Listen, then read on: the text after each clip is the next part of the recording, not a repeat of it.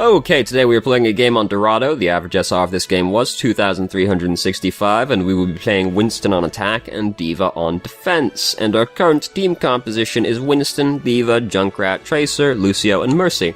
So, we have a Junkrat. We'd rather not have a Junkrat in general, but we're attacking on Dorado, which you'll note is a lot of attacking high ground defenders, basically. It's really hard to throw grenades up onto high ground, on top of Junkrat just generally not being very good. So, we're very upset about this. We'd rather not have a Junkrat. We'd rather have basically any other DPS, if at all possible.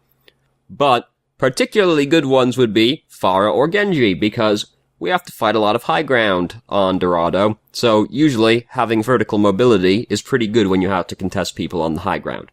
So, but we have Junkrat, so we have to deal with that. Everything else is fine. Everything else is fine, but we don't want Junkrat.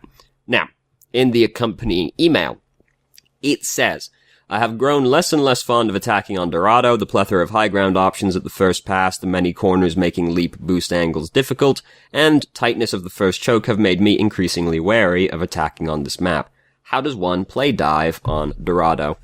Now, for the most part, this is going to sound kind of like unhelpful advice, because, it's gonna, when I say it to you, you're basically just gonna be like, well, yeah, obviously. But that's kind of like, it's kind of it.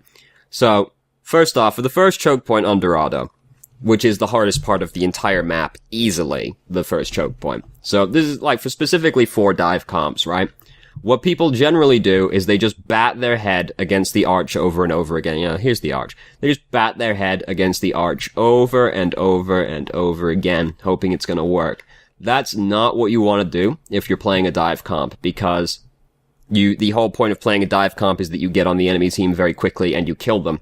If you're all funneling through a narrow choke point at them, you're not really going to be doing that very efficiently, are you? You're just going to be getting killed as you go through the choke point. So, first off, we've got to get all the people off the high ground. So, like, up here, over there, we got to get them off. We got to get those people off as quickly as possible. Winston's very good at this generally, D.Va's very good at this. Hopefully you've got like a Pharah or a Genji to also help you. We have neither of these things, you know. But, so, hopefully you do have those things generally. Or at least one of them. We gotta get these people off. You don't even necessarily have to kill them.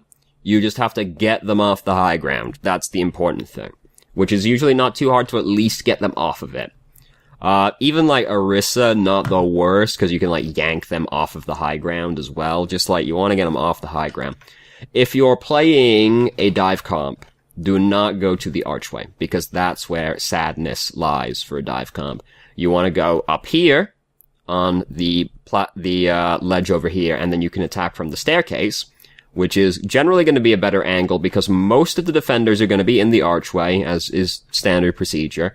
They are generally not watching that area as closely, and it's just easier to get in. There's more cover over there, there's a large health kit within easy access, and we can retreat back to safety, like over the ledge to the large health kit. There's more corners for us to work with.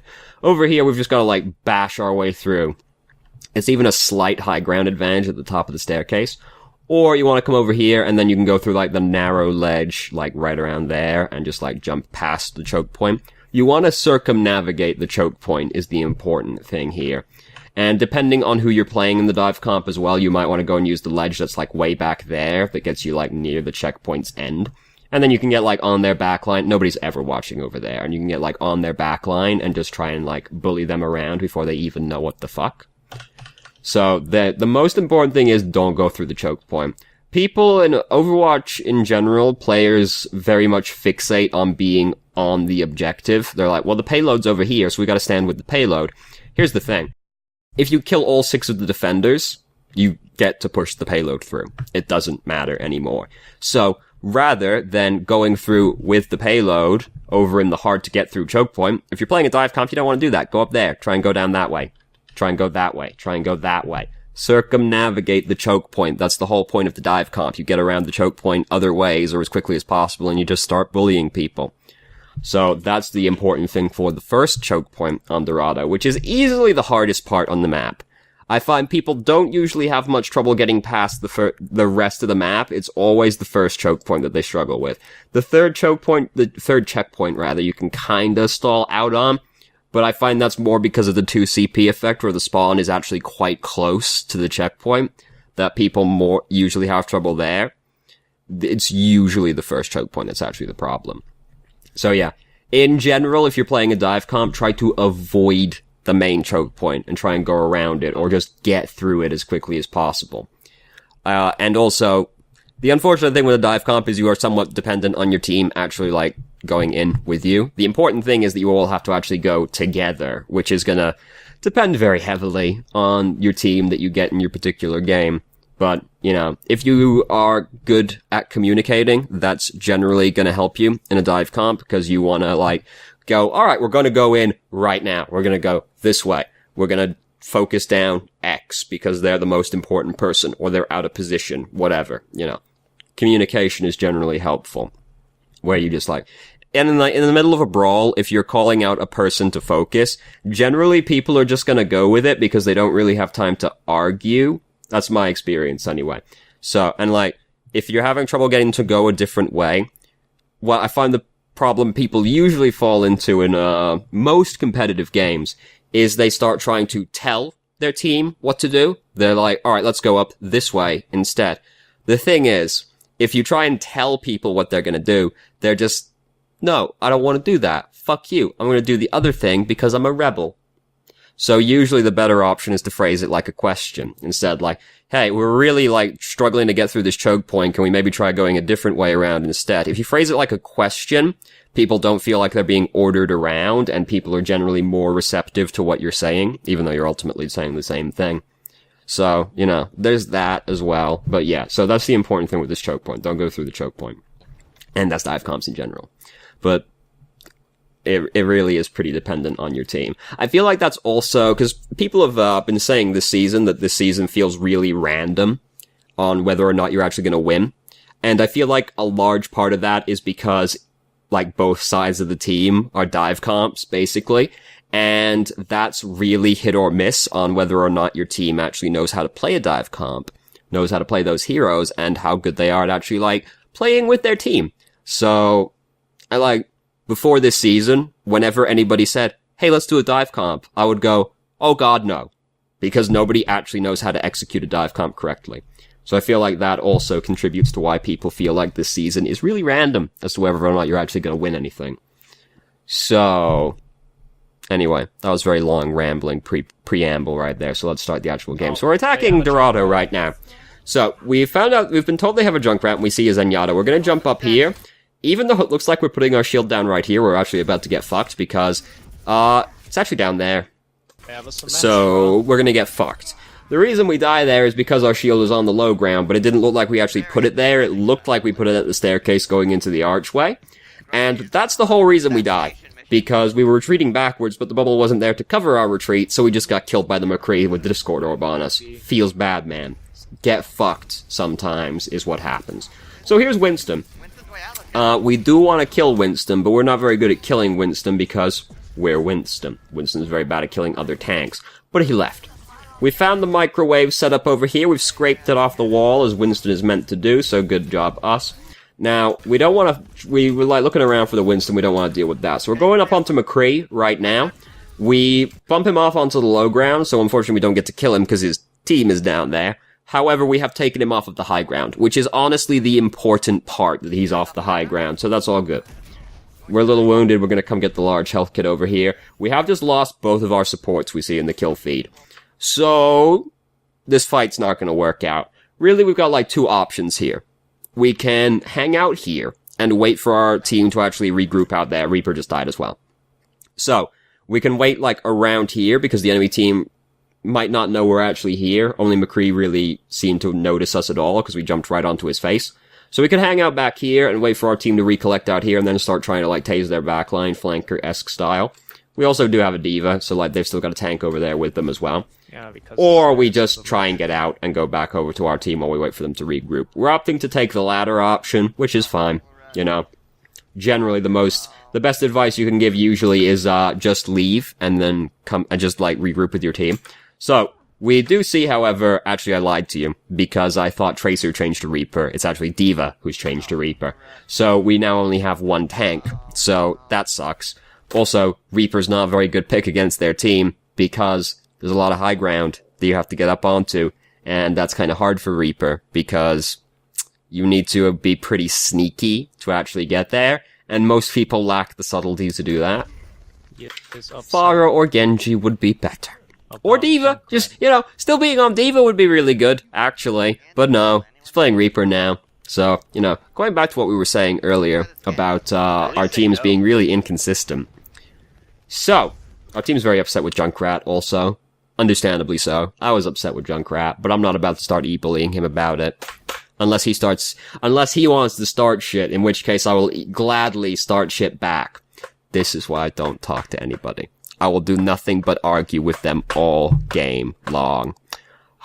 I do love fighting people on the internet. I don't even have to win. It's not even about the winning. It's just about the act of fighting itself. I'm a very confrontational person. So, we found Symmetra up here. We've stepped on a Junkrat trap. This is awful news. However, Mercy's helping us through it, and we get to just kill the Symmetra. Reaper got the final blow, but we killed the Symmetra. Everything went a lot better than expected. So here's Winston. We're still playing Winston, so we don't really want to be doing this, because we bring nothing to actually, stopping Winston. Our time is still generally just going to be better spent doing something else. Instead of fighting this Winston, which we're not really doing anything, we're not, gonna kill him very quickly because we're also playing Winston, and it's not like we have any CC. Our time would be better off going and trying to bully around the Junkrat or the McCree, who are probably still putting damage in on this fight somewhere, and those are more within our area than fighting the Winston, because we're also Winston. We also know Reaper is in the vicinity. Reaper should be able to deal with this himself, because Reaper versus Winston, But, teammates and all that. So, but we don't want to be doing this, really. This is, not a very good use of our time, frankly, because, we've been tasing Winston this whole time. We could have just gone off and, bullied the Junkrat or the McCree, and maybe somebody is still alive because we did that, because we see that McCree and Junkrat did kill people. So maybe we could have changed that. Who knows? We lost both of our supports, though, so we're still pretty hosed right now, frankly. So, I see Junkrat right there, and I just jump on the Junkrat, and I put my bubble on top of him, and I start tasing him. Because there can't be that many people over here to help him, and there are in fact not, as we get around here and we see. Zenyatta's over there, charging up his right click, which is all very productive. But if you just jump on his face, put the bubble right on top of him, start dancing in and out of the bubble, this guy's toast. There's nothing he can do about it. Unless he's a god. I do mean an actual, physical deity given form. Physical deity given form, yes. Good use of the English language. So, just, jump on that fool. There's no need to play it so cool like that, because it's if you come around here, you'll see, McCree on the high ground. McCree doesn't break your bubble that quickly. And maybe you'll find a support, which we do, we see Zenyatta. But you'd still kill this fool. You would kill this fool fine. So just, jump on that guy's face. It's very unlikely you're gonna get punished for it from that position. However, we sort of play it very tentatively, not really doing anything, and we just open ourselves up to getting killed, and now our death is huge staggered, which feels really bad. We could have just jumped on that fool and then jumped away. Which would still be a beneficial trade for us, because he has to then spend an eternity walking back from the second spawn on the first spawn on Dorado, which is very, very far away. So we're back over here now. We've immediately lost Reaper again. Sad news. They've lost their McCree, though. Great. Our Junkrat used his tire. He did nothing. Tracer has killed Symmetra's teleporter with the pulse bomb. Did she really need to use the pulse bomb? Who knows? We didn't see what she was doing. But the teleporter is dead, and that's the important thing.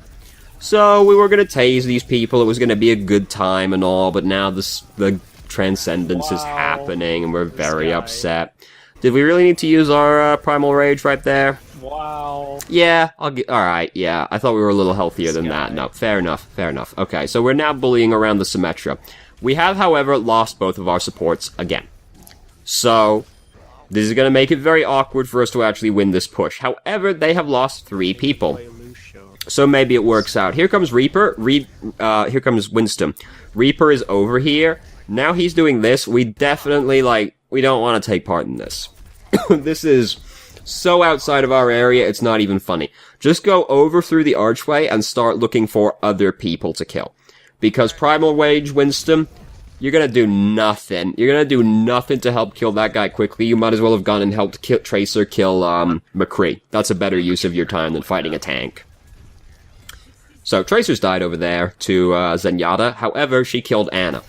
So, the information I gleaned from this is, one of their supports is dead, the other support is over there, and it's Zenyatta. I jump over there looking for that support. Because unless their team comp has suddenly gained, like, a Reaper, they shouldn't be able to kill you for that. Because we see D.Va right there. Like, D.Va's okay at fighting Winston, but like, as long as we're dancing in and out of the bubble, it'll be fine. So I would just jump over there and start trying to kill the Zenyatta. Because, bearing in mind, the other people that are currently still here, because McCree just died. He only died a few seconds ago, so he's not going to be back anytime soon. The only other people over there are D.Va and Winston. So unless somebody coming over there has suddenly changed into Reaper, and he suddenly appears, you shouldn't get punished for it. So you should just be able to jump over there, start bullying the Zenyatta, dance in and out of your bubble, and if you're feeling really pressured, you'll be able to jump away before, like, Zenyatta, Winston, and D.Va can kill you if you're dancing in and out of your bubble.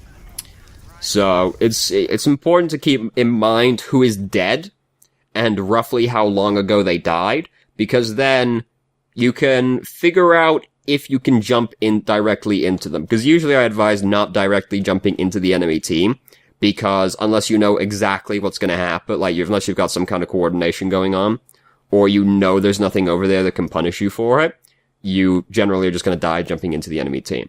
If we're keeping track of who is dead right now, we should know that we can't really be punished very quickly for doing that, so we should be able to kill the Zenyatta and get away with it, especially since he just used Transcendence. We can hear Junkrat using Fire in the Hole right now. Comes right at us, kills Reinhardt and Reaper. They get rezzed, unsurprisingly. We're really low HP. Now we're being healed up. Great, awesome. Now we're healthy again. Still not our area. Don't worry about this. Go over there, start trying to fight those people. Oh look, there comes McCree. We don't do that properly. Even though you don't align that properly, just like, you use your bubble. Bubble right there. Maybe it blocks a shot and saves somebody's life. I was almost around. It might have actually done, seeing as he killed 2 people pretty much right around there. So, I get we misaligned the jump, we were trying to jump onto him and all that, but like, drop the bubble, maybe it blocks a shot, at least. So we've lost people, feels bad. We've jumped up here, McCree's actually already dead, which is great news. However, we're low HP, so we're more interested in this large health kit. Now I've got the large health kit, great. So, we look at the kill feed, their McCree died, their Junkrat died. We've lost a lot of people, but they'll be back soon.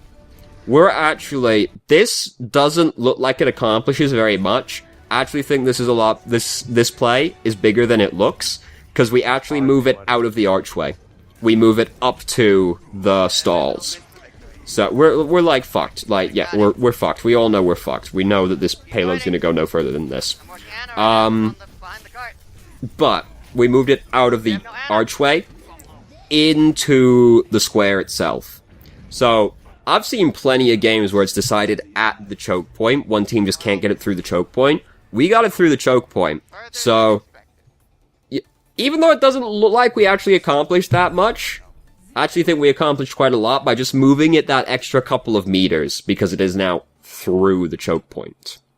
And, we base our defense around the choke point, so the fact that they have to get it through it now is good news for us. So we're pretty all in with the team comp, you might have just gleaned right there. And, you might notice from the timer, it actually goes pretty close. You actually can't really tell from the timer who wins. So, it goes a lot better than expected, honestly. So we're helping Torbjorn build our turret over here. We're bonding with our team. That's good. Morale is important.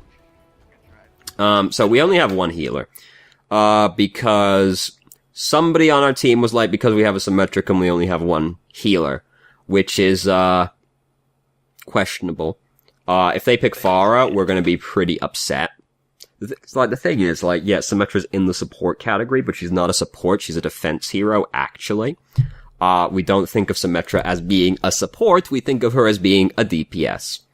So, we just have 3 DPS and 1 healer. And all 3 of those DPS, like, if they have a Pharah, we're gonna be so sad about it. At least we're playing D.Va, so there's something we can try and do about it, but they pick Pharah, we're gonna be pretty upset. And their spawn's right there, so it's not like, if they don't have a Pharah right now, well, they could change to a Pharah pretty easily. So, our Pharah actually dunks on their Mercy immediately, which is incredible news. So Mercy's probably tilted right now, because Mercy players tend to be very easy to tilt, I find. I would know. I have a friend who is a Mercy main, and she is in fact constantly tilted. She just lives at a constant 45-degree slant. So, we're standing up here, you know, standard procedure. Here comes Winston. Winston's not really performing an illegal maneuver, because half his team is actually dead right now, and he jumps directly into us. And Pharah is actually just, like, wrecking their team right now. Pharah has just killed the Mercy again, plus other people. So it's going great. Awesome. Fantastic news. Everything's going a lot better than expected. So now that they're thoroughly tilted, and we're already a minute in, Winston's currently not really performing an illegal maneuver again, because he's actually alone right now. And he jumped away. He didn't get punished for it because, I mean, how are we going to punish him quickly with this team? We're not gonna, right? So he gets away with it, but he didn't really accomplish much. He's going back again. We can actually, like, start doing something on the bubble because we are playing D.Va and it's actually kind of close to us. So the important thing, the thing I'm going back for right here is we've just been informed that Junkrat is right behind us. Or is still behind us, quote. So we should spin around immediately and start looking for him. Because behind us can only mean one thing, directly underneath where we're currently standing. So, right here, we're not really accomplishing very much. Yeah, we're helping break the bubble, but we're not really doing that much over here. We've just been told Junkrat's still behind us, so we should go and look for the Junkrat, because that's a better use of our time than doing this. And if our team needs us over here, we can very quickly reposition, because we're still playing D.Va. So, now we're gonna go back over here and we're gonna fight Junkrat. We've now learned that they also have a Sombra. This is unfortunate news because she's hacked that health kit. Junkrat fucks up right here. Junkrat leaves that room. If he stayed in that room and just hugged that Sombra health kit, he would have been, like, really annoying actually to deal with. I remember not that long ago a game where I was playing Reaper and there was a Sombra on my team. That health kit was hacked. The entire enemy team was, like, trying to kill me in that room, but I'm playing Reaper on top of a Sombra hacked large health kit. Post-buff. So I'm just sitting there, life-stealing off of them, and it took like 40 seconds for them to actually dislodge me, by which my team had actually, like, won the rest of the fight. So, Junkrat chooses the wrong decision right there. He leaves behind that juicy Sombra large health kit. If there's a Sombra health kit, and you're fighting just, like, 1 or 2 people, fucking, like, that Sombra health kit is now your best friend, because it will carry you through the most unbelievable of situations, and you will give the Sombra a ludicrous amount of ult charge, if nothing else, because she does actually get ult charge if you pick up her hacked health kits. And this is why Sombra is actually a support hero, but she's actually in the offense tree. Blizzard doesn't really know what their heroes do, so quite a lot of them are in the wrong categories. For example, Widowmaker should actually be in the offense tree, as should probably be Hanzo. Because, Hanzo is going to always benefit ulting into defensive areas, because defenders are going to be clumped up, attackers are generally not going to be clumped up. And the thing is with the attacking team comes in so quickly that, generally, that the, defending snipers are not usually going to have that much time to actually, like, try and pick off people as they come through. Snipers are usually better on the attacking team. Symmetra is actually a defense hero. She's not a support. We all know this. This is not exactly shocking news. Sombra is actually a support. She is definitely not an offense hero because she doesn't do anywhere near enough damage. And she actually revolves entirely around setting her team up to make plays, actually. Because it's all about the hacked health kits and the EMP, because they're really fucking strong, actually.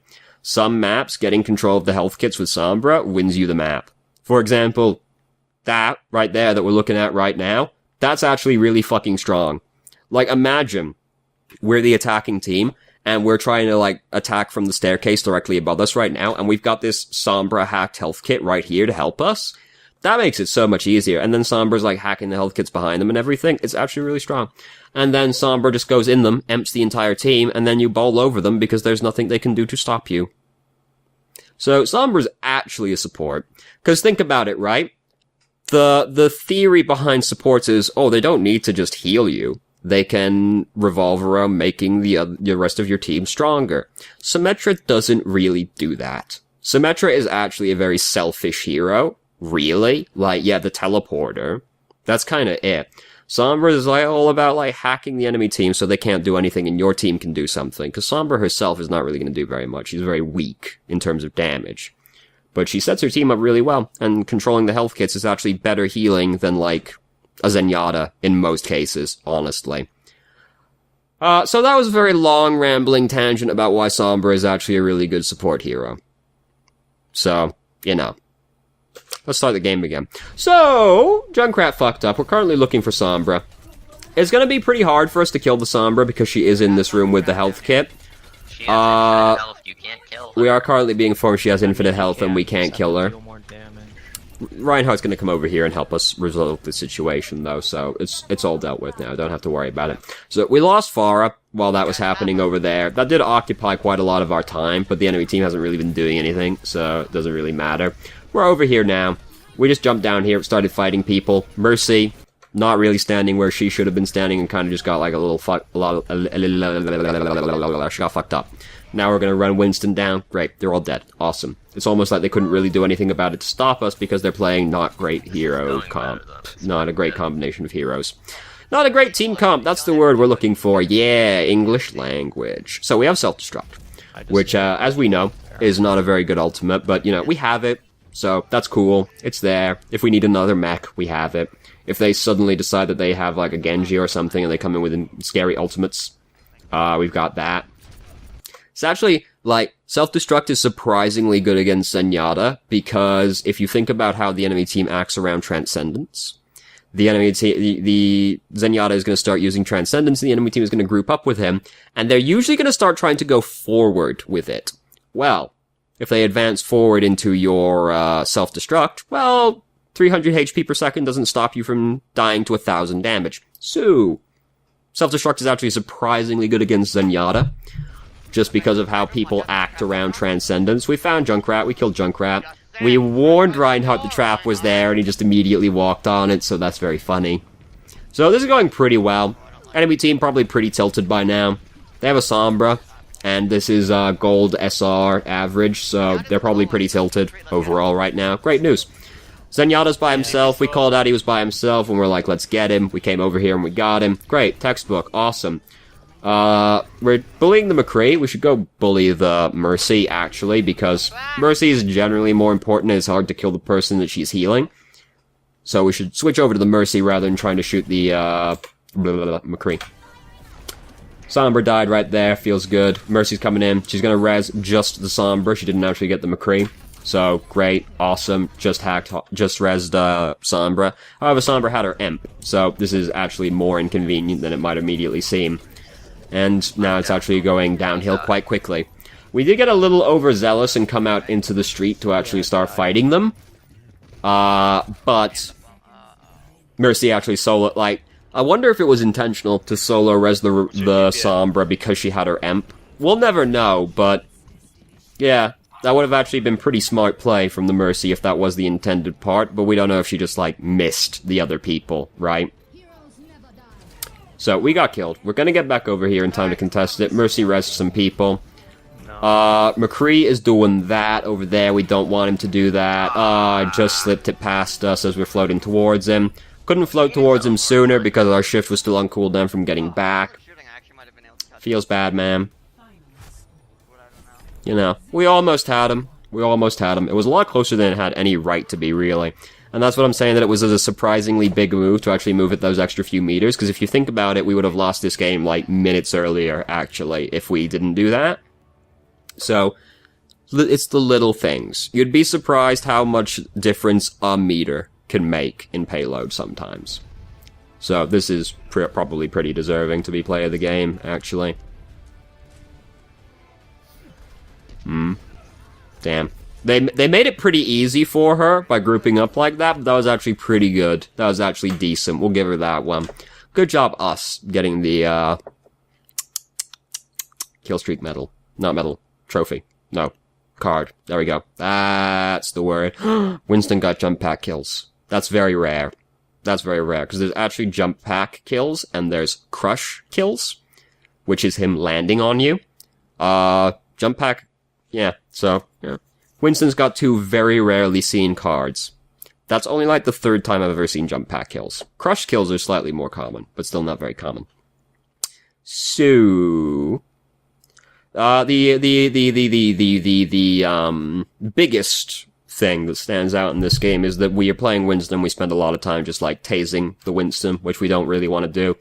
I've said that a few times for these games now, but you sent, like, all of the videos from Metaskipper get sent to me in, like, one big batch, generally. So, these games, not necessarily incorporating the feedback from, like, the last game where we also talked about that.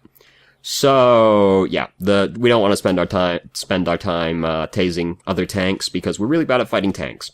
Even if, like, there's a Winston in our backline, we can't really help kill Winston in most cases. We're usually better off going to attack the DPS heroes on their team, because those heroes will still be contributing damage, so we're better off focusing on them and stopping them doing their damage rather than just sort of not really accomplishing much fighting people that are outside of our area.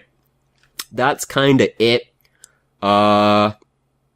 Didn't really talk much about playing dive comps on Dorado, but when you say that, I feel like you probably mostly mean the first choke point, because, I mean, let's be real here, right? That's the biggest thing. Just like briefly, the rest of Dorado. Second checkpoint, it's all about getting control of the high ground, because it's some of the strongest high ground in the entire game. If you get them off of it and you get control of it, you should win that checkpoint easy. Generally, people don't really struggle with the street phase, though. Sometimes you stall out on the second bridge. If that's the case, like, if they're on the high ground, you still gotta get them off of it. Sometimes they'll be on the further away high ground at that point. You gotta get them off it. If you're having trouble getting through the bridge, just going through the street, try and get your team to go around the right-hand side and come out from behind them instead. And those are, like, your options, really. That's usually not the problem. Biggest problem, usually, third checkpoint, what tends to happen is you'll get it up to, like, the catwalk part, and teams will die there, and they'll lose momentum, and then it's hard to regain the momentum on that checkpoint. Usually the problem is they keep trying to just go through the main, gate at the front. They just keep trying to go through that way over and over again. If you've lost your payload, it's really hard to do that, because you have to go through the giant open space now without the payload to support you. So that's really hard. If you lose momentum on the third checkpoint, try and go through the small door on the right-hand side.